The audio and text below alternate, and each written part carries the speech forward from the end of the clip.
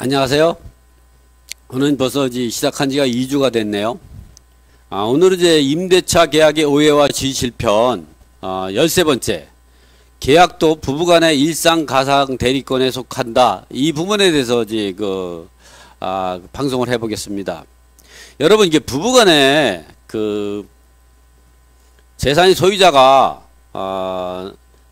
남편 소유인데 부인이 이제 매매 계약을 대리한다든가 아니면 이제 임대차 계약, 전월세 계약을 대리했을 때 그 효력이 있을까 하는 문제에 대해서 설명드리겠습니다. 지금 방송 중에서 이런 부분들은 오해가 없었으면 좋겠습니다. 요즘 한참 미투 운동이 발생하고 있고, 그런 부분들에 대해서 제가 지금 할 때 누가 소유자냐, 남편이 이제 부인이 소유자냐 남편이 소유자냐 이 문제 때문에 이제 저는 그러한 관계와는 전혀 상관없이, 예를 들어서 남편 소유인인데 부인이 집에 있으면서 매매 계약을, 아파트 매매 계약을 또는 아파트 전월세 계약을 대리 행위했을 때 그것이 법적 효력이 생길 것이냐, 아니면 아파트를 두 사람이 공동 소유하고 있을 때에 본인 거는 자기 지분이니까 괜찮겠지만 남편 부분을 대리했을 때 그 법적 효력이 있을까, 이 부분에 대해서 한번 그 법적 효력에 대해서 이제 하고, 이번에는 매도인이나 임차인 입장이 아니라 그 집을 사는 매수인 입장 또는 임차인 입장에서는 실질적으로 잘못하다간 커다란 손해가 발생할 수 있기 때문에 그런 부분의 법적 효력이 얼마나 발생할까, 이 부분에 대해서 한번 대법원 판례를 한번 읽어봐 드리고 그리고 진행하도록 하겠습니다. 계약도 부부간의 일상 가사 대리권에 속한다. 이런 내용들을 한번 좀 판례를 갖고 이제 읽어봐요. 민법 제827조에서 말하는 일상의 가사라 함은 부부가 공동생활을 영위하는 데 필요한 통상의 사물을 말하는 것이다. 특별한 사정이 없는 한 부동산을 처분하는 행위는 일상의 가사에 속할 수가 없다는 것이고, 처라는 건 부인이죠. 부인이 특별한 수익권은 이제 위임을 받는 매매에 관한 권한을 갖다가 처분할 수 있는 권한을 갖다가 위임장 및 위임용 인감증명서 등을 첨부하고 매각하는 것이 아니라, 이렇게 위임 권한을 가지고 있지 않고 남편을 대리해서 매각 행위를 하는 거, 그런 행위하는 것은 효력이 없다는 것이죠. 그래서 민법 126조 소정, 그리고 여기서 또 우리가 유의할 사항은, 어쨌든 부부간에 매매 행위를 한 것은, 공동재산을 갖다가 부인이 남편 것을 대리한 것은 표현 대리가 아니냐, 이런 부분이죠. 이런 부분에 대해서도 한번 좀 분석해 보면, 민법 제 126조 소정의 표현 대리가 되려면 부인에게 일상가사 대리권이 있었다는 것만은 갖고는 안 되고, 상대방이 부인에게 남편이 그 행위에 관한 대리 권한을 주었다고 믿을 수 있을 만한 정당한 의사표시가 있어야 한다. 즉 정당할 만한 객관적인 증거와 자료 등이 있어야 한다. 증빙할 자료 등을 그 상대방이 주장할 수 있어야 한다, 이 말이죠. 우리가 표현대리라는 것은 이런 것입니다. 어떻게 보면 이제 위임자가 위임용 인감증명을 첨부해서 대리 행위를 하면 적법하게 이루어지겠지만, 그러지 아니한다고 하더라도 남편이 출근하면서 부동산 사무실에 가가지고, 오늘 내가 위임장 및 위임용 인감증명을 첨부하지 못했지만 우리 부인이 오늘 아파트를 매각하러 올 겁니다. 근데 우리 아파트는 나와 부인이 두 사람이 2분의 1씩 공동 소유인데 매매 계획을 작성해도 괜찮습니다. 그러면 그 매매에 관한 대리 행위를 제가 인정하겠습니다. 뭐 이런 부분들을 서류로 남겨놓는다면 그건 명시적 대리 행위죠. 그러나 그렇게 안 하더라도 구두로 해놨다도 이런 것들은 표현 대리에 해당이 되죠. 이런 부분들이 확실한 표현 대리라고 볼 수 있지, 그렇지 않고 부부간의 일상 가사 대리권에 해당이 된다고 주장을 하는 거라든가 또는 표현 대리라는 건 옳지 않습니다. 일상 가사 대리권이라는 것은 가족 간에 부부 간에 자녀의 그 뭐 학원비를 댄다든가 또는 뭐 교육비를 댄다든가 뭐 교통비를 댄다든가 음식비를 댄다든가 또는 집안에 일부 수선을 한다든가 뭐 이런 부분들이 일상 가사 대리권에 해당이 되는 거지. 뭐 공동소유 아파트를 갖다가 매매 행위를 한다든가 또는 이제 그 임대차 계약을 갖다가 대리한다든가 이런 것들은 우리나라에서는 부부간에는 그 별산제를 채택하고 있기 때문에 전혀 다른 부동산에 해당이 되죠. 그래서 여러분들이 이해할 때는 이와 같이 대법 2008-95861 대법원 판결 내용처럼 이제 계약도 부부간의 일상 가사 대리권에 속한다가 아니고 속하지 아니한다.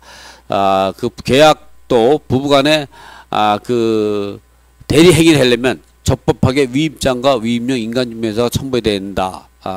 이런 사실을 말씀드리겠습니다. 제가 한번 이 부분에 대해서는 한번 판서를 해가면서 칠판에 정리를 해가면서 설명을 해볼까 합니다. 우리가 이제 부부간에는 이제 예를 들어서 두 가지가 있겠죠. 두 가지가 하나는 이제 남편 재산을 부인이 처분하는 거. 지금 요거는 뭐 미투 운동 이렇게 뭐 남자 여자를 우월주의에 나오는 건 아니니까 그럼 뭐 오해가 없었으면 좋겠습니다. 또 이번에는 아파트가 남편 소유권을 갖다가 그 파는 행위. 아파트를. 이번엔 아파트가 남편이 2분의 1 가지고 있고 부인이 2분의 1 가지고 있을 때 이럴 때는 부인 지분은 자기가 파는 거니까 뭐 상관없겠죠. 그러나 남편 지분을 팔려면 어떻게 보면 위임장이 있어야 합니다. 위임장과 위임용 인감 도장이 날인된 위임용 인감증명서가 있어야죠.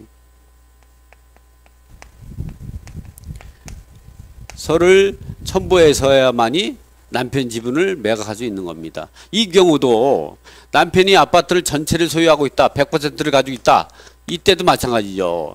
부인이 처분하려면 남편이 위임장과 위임용 인감증명서가 있어야죠. 왜 이러냐? 남편과 부인이 재산은 부부 별산제로 가기 때문에 그렇습니다. 재산이 전혀 다른 거죠. 그래서 우리가 이게 억울하다고 생각하시면 이런 경우가 있죠. 우리가 아파트 살 때 남편 2분의 1, 부인 2분의 1씩 해서 공동재산을 가져가면 양도소득세 계산할 때는 각각 낮은 세율로 계산하죠. 여기서도 6에서 42%, 여기서도 6에서 42% 계산하죠. 물론 비과세를 계산할 때 같은 경우는 부부는 하나로 보기 때문에 이제 9억까지는 비과세를 보지만 주택을 갖다가 1년 이상 2년 미만에 팔면 지금같이 뭐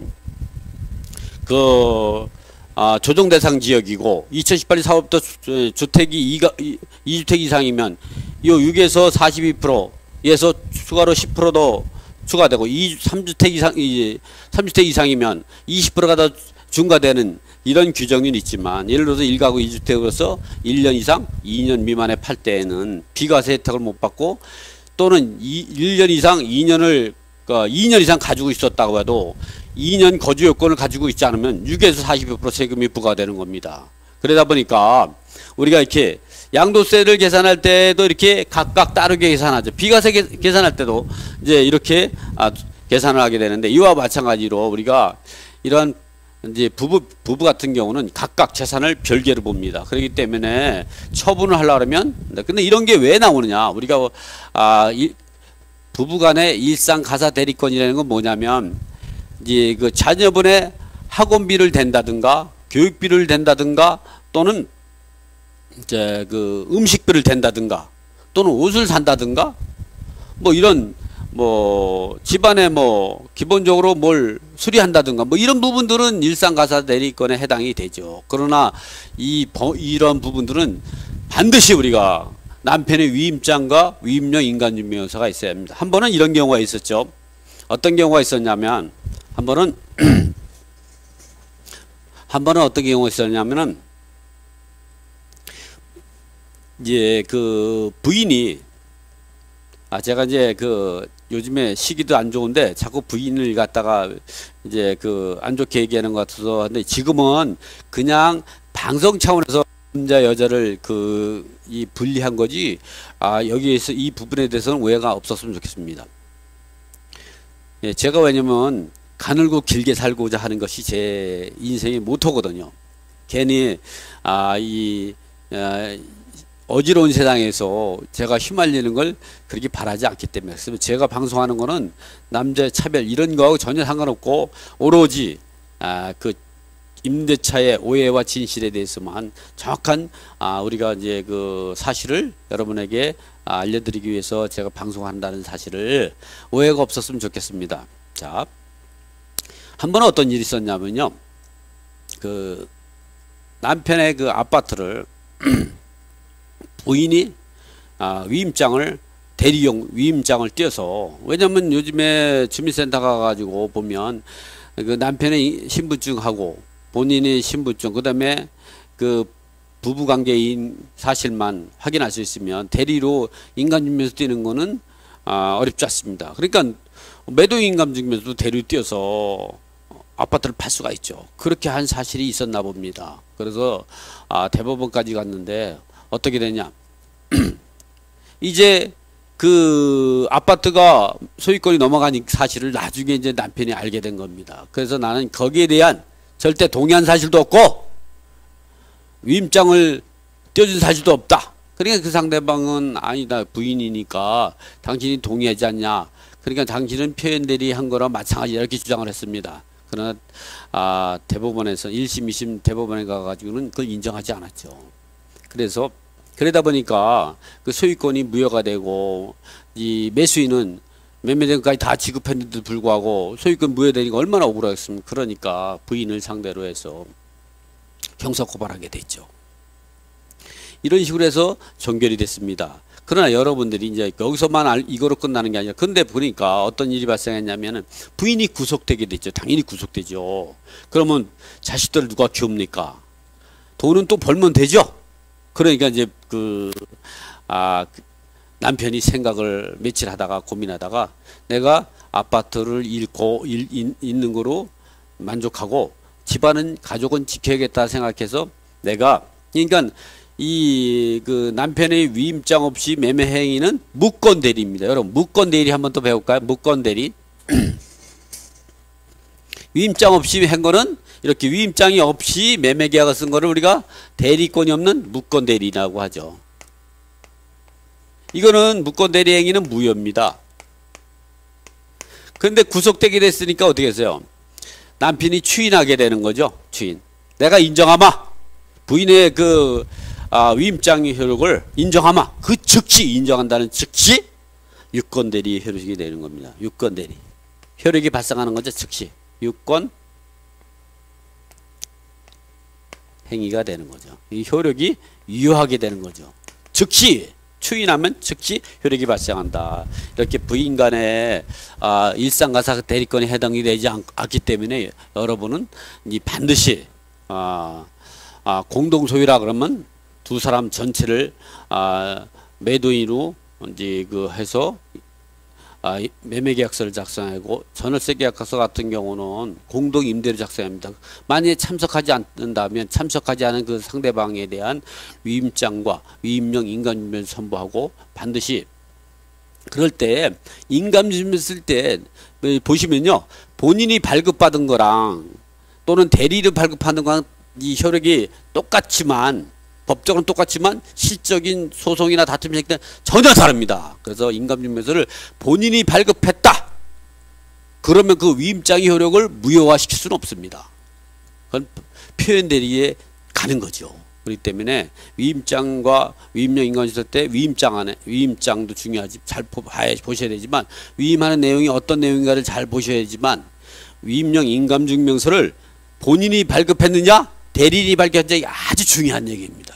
그렇게 하시면 여러분이 그 부부간에 또는 이제 부동산을 취득했을 때 매수했을 때 또는 이제 임차인으로서 임대차 계약으로 해서 주택을 얻었을 때 그 피해 보지 않고 성지 안전하게 주택을 매수하거나 안전하게 주택을 이제 임차인으로 임대차로 인수하거나 그래서 거주하고 계약 기간 동안에 안전하게 무사하게 살다가 전세 보증을 반환받고 이사를 나올 수가 있는 거죠.